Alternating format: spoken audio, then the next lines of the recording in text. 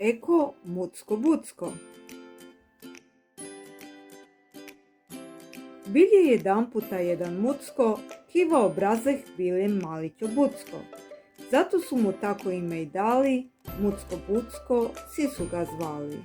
Jedno je za polne Mucko lačan bil, zelje bananu pak je pojil. Mjackal je bananu, mjackal je jako, a koru je frknul vaš trped lih tako. Njegova prijateljica, ka na klupe je sedela, skočila je: Mucko Bucko, to se tako ne dela.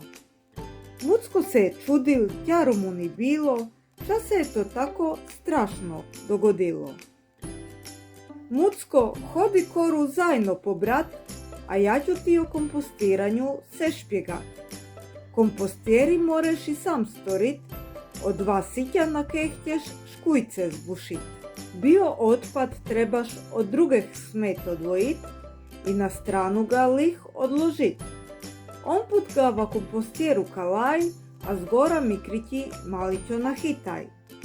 Za mjesec dan će se smeti va zemlju pretvorit, kad će biljke s hranjivimi tvarami nahranit.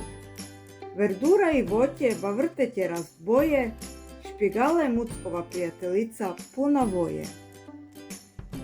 Mucko je to sve poslušal, a onda poskočil i zakantal. Tralalala, kompostirat ću ja.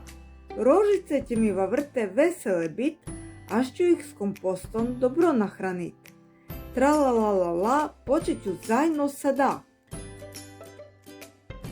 I pobral je Mucko koru od banane, odšećal s prijateljicom rame uz rame. Zajedno su se delu priložili i od 2 sitja kompostjeru storili. Od tega dana je Mucko vavek srećan bil, kada god bi ku voćku pojil. Koreva smeti već hital ni, savjalih je va kompostjeru pušćal se da tako odstoji. Va su sešćine Muckotov je vrt najlepši bil, a šonje biljke s kompostom hranil.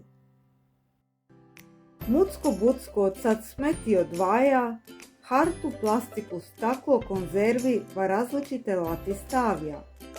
Z recikliranjem on zemlje pomore, manje zagađuje i zemlju, i zrak, i more.